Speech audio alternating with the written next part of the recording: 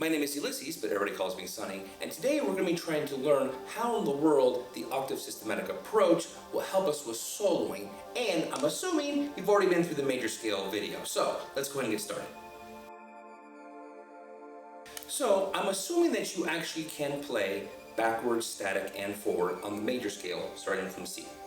Okay, now that we have that down, let's start to analyze how we can use it for soloing. Turns out, not all of the notes are super important for us to be using while we are soloing. Some of the notes are better than others. And when I say better, what I mean is they are safer to play with.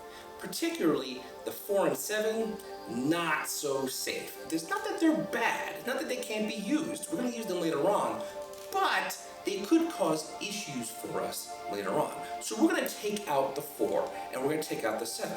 And you're going to notice instead of having 7 notes, we have 5 notes. And those 5-note scale is called a pentatonic, particularly a major pentatonic. And we're going to be able to play this and use that for soloing. So let's go over counting them first. Trying to count the major pentatonic is going to be a pain in the butt because we're not used to counting this way. We're used to counting straight through numbers, but in this case we're going to be skipping 4 and 7. If we take out the 4 and 7, you're going to notice that there is no static version of the scale. There's only forward and backward. This is really important because now we can play the major pentatonic in 2 different locations. If you can play it in 2 different locations, you can cover more fretboard and you can get more phrasing options. But we got to make sure that we can count both the forward and backward versions of the scale. I'm going to suggest that we start backwards because it's a bit easier to play that way. So let's count the major pentatonic backwards. 1, 6, 5, 3, 2, 1, 2, 3, 5, 6, 1. Now let's do the forward version. 1, 6, 5, 3, 2, 1, 2, 3, 5, 6, 1.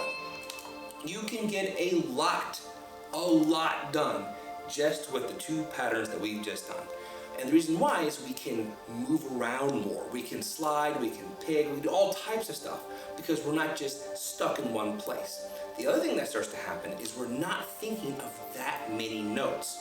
We're either behind our root or we're in front of our root. And we know those are the exact same notes.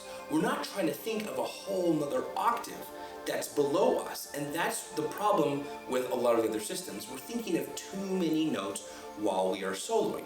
So when we try to make changes or try to make phrase ideas happen, we're carrying too much of a load. We're only playing 1, 2, 3, 4, 5, 6 notes. We have the octave, so it's 5 notes, but it's 6 total. But we're not trying to think of the other strings at the same time. It's going to be easier for us to solo. So how in the world can we make sure that we can move around the scale as much as we want to? Okay, so hopefully we can count the major pentatonic forward and backward, but this next set of exercises you don't have to count, but it's going to really help make sure that you are comfortable while you're soloing with the major pentatonic. Okay, so the first one is going to be singles, which makes sense, you just hit each note once. I'm going to stress that you alternate pick. And then the next one. Next is doubles and then triples. Doubles and triples are going to help synchronize your picking hand with your fretting hand. There's something called inside picking and outside picking, and it's going to require a lot of coordination because sometimes your pick is going to be in an awkward position to hit the next note. Doubles and triples help with that coordination. So, doubles first. Hit each note twice.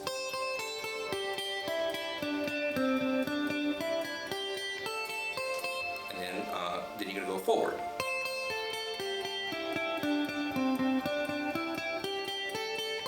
All right, triples.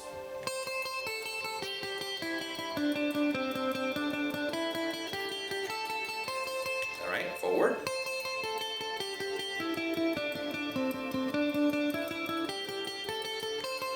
All right, this next one, slides.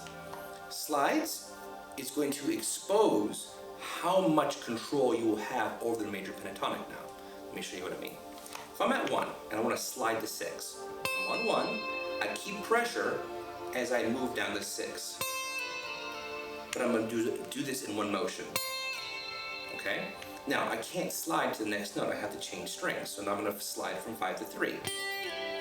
And now I have to slide from 2 to 1. And I come back up. You can use other fingers. If you feel like going the extra mile, go for it. But notice I had to keep changing strings to get to the next interval of the scale.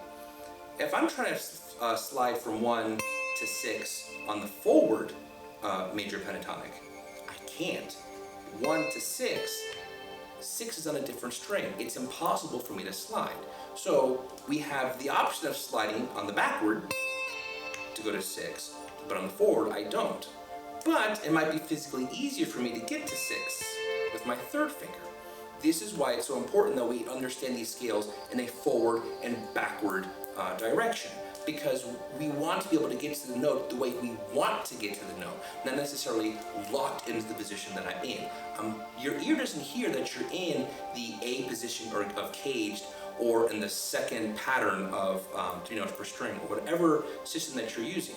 Your ear only hears what interval that you're going from and then to. If you are locked in and you want to slide, you're kind of stuck. But if you learn it going backward and forward, you choose which way you want to get to the interval. So in this case, we're going to be sliding when possible to get to the next note. So in this case, I can't slide. Now I can slide. Slide. I can't slide. And I come back up. I slide. I slide. And then I can't slide. So I have singles, doubles, triples, slides. This next one is called a grace note. Now, it's going to be like a slide, but it's really short. It's just a 1 fret slide. So that's all. It's going to help your phrasing sound more vocal-like. Most people do not play scales or sing like punch hits, right? They don't just beep, beep, beep, beep, beep. They grace them into it. They slide into it.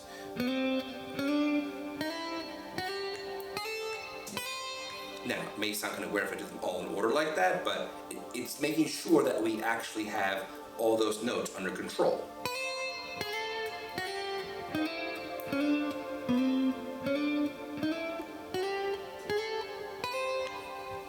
Now, there is one more exercise that's really important that you do. What I want you to do is go find a backing track and then do all these exercises to the backing track. Now, what I want you to find are backing tracks that are either in C major or Ionian or Mixolydian, Lydian, or possibly C blues. Make sure it's some sort of C major blues. And what I want you to do is listen to how things sound while you are playing these exercises. Do you sound even? Do you sound like you're playing just with something behind you and you're ignoring it? Or are you playing with the backing track? The next exercise is you're going to try to solo, only going straight up and straight down the pentatonic, okay? So it's going to be really awkward, but it is possible for you to do. The only thing you're able to do on level 1 of this is to change your rhythm. So I have to do something more like...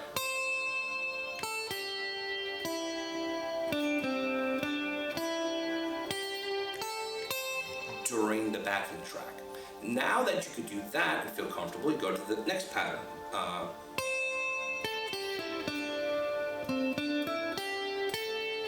Try to make that sound good. You're going to notice that you start getting frustrated because you're going to want to hit a different note. You can feel that you want to go not in the direction that you're being forced to go in.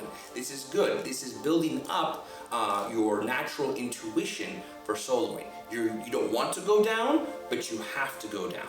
When you are freed up to go back up, if you felt like it, you can. You are listening more to what you sound like with the backing track. And you're going to notice as you change backing tracks that your phrasing or your rhythms are going to change, because if you're playing a slow blues, it may make more sense to play maybe slower in that one. But if you're playing a faster song, like a fusion type song, it's going to make more sense to go faster. But you want to get used to both. Once you're able to do singles, do doubles, triples, slides, grace notes, and start to add on to your repertoire. That is how you end up soloing really well. It's that you are comfortable moving in the scale that you have control in. It's not adding tons and tons of more notes and ideas of scales. That's not how it works. Can you control all the notes you have access to?